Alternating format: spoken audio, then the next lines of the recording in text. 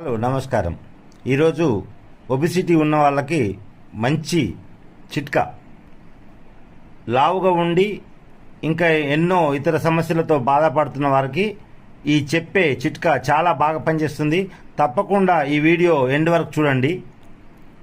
సబ్జా గింజలు తెలియని వారు ఉండరు, మీ అందరికి తెలుసు. కానీ అది ఎలా వాడాలి, ఒబిసిటీ తగ్గుతుందని కొంతమందికి తెలుసు, కొంతమందికి తెలియదు. ఈ విషయం తెలుసుకొని మీరు సబ్జా గింజలు నానబెట్టుకొని 8 గంటలు నానబెట్టాలి. సబ్జా గింజలు, ఈ సబ్జా గింజల వల్ల ఎన్ని లాభాలంటే, ఎండకు ఇప్పుడు అసలే ఎండ బాగుంటుంది కదా, ఎండ వేడిమి తట్టుకోలేక మనం ఎంతో ఇబ్బంది పడుతుంటాం. ఈ ఎండ వేడి తట్టుకోవడానికి మనం సబ్జా గింజలు నానబెట్టి 8 గంటలు నానబెట్టిన తర్వాత వాటర్లో వేసుకొని లేదా నిమ్మరసంలో వేసుకొని అలా తాగవచ్చు. అధిక వేడి బాగుంటుంది కొంతమందికి, ఆ వేడి కూడా తగ్గిస్తుంది. సబ్జా గింజలు నీళ్ళలో నానబెట్టి 8 గంటల తర్వాత బాగా నాని ఉబ్బిన తర్వాత నిమ్మరసంలో కానీ నీళ్ళల్లో కానీ చల్లారిన పాలల్లో కానీ కూడా సబ్జా గింజలను కలుపుకొని ఒక గ్లాసు పాలల్లో 2 చెంచాల ఉబ్బిన సబ్జా గింజలను కలుపుకొని తాగవచ్చు. వేడి ఉండకూడదు.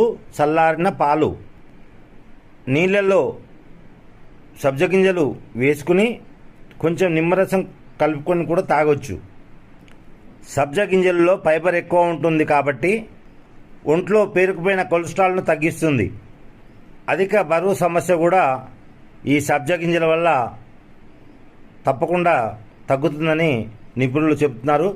సబ్జా గింజల్లో కొలెస్ట్రాల్ తగ్గించే గుణం ఉంటుంది కాబట్టి అధిక బరువు సమస్య తప్పకుండా ఈ సబ్జా గింజల వల్ల తగ్గుతుందని నిపుణులు చెప్తున్నారు. ఈ సబ్జా గింజలు 8 గంటలు నానబెట్టిన సబ్జా గింజలను రోజుకి 3 సార్లు పొద్దున, మధ్యాహ్నం, సాయంత్రం తీసుకోవచ్చు. నీళ్ళల్లో కానీ లేదంటే చల్లారిన పాలల్లో కానీ లేదంటే నీళ్ళల్లో నిమ్మరసం కలిపిన నీళ్ళల్లో 2 చెంచాల సబ్జా గింజలను నానబెట్టిన సబ్జా గింజలను కలుపుకొని 3 పూటలా తాగవచ్చని నిపుణులు సూచిస్తున్నారు. Thank you friends. ఇది ఈరోజు మంచి ఆరోగ్యానికి మంచి చిట్కా. అందరూ ఉపయోగించండి. దీనివల్ల మంచి ఆరోగ్యం పొందుతారని ఆశిస్తూ ఈ వీడియో నచ్చితే లైక్ చేయండి, కామెంట్ చేయండి, షేర్ చేయండి, సబ్స్క్రైబ్ చేసుకోండి. Thank you friends.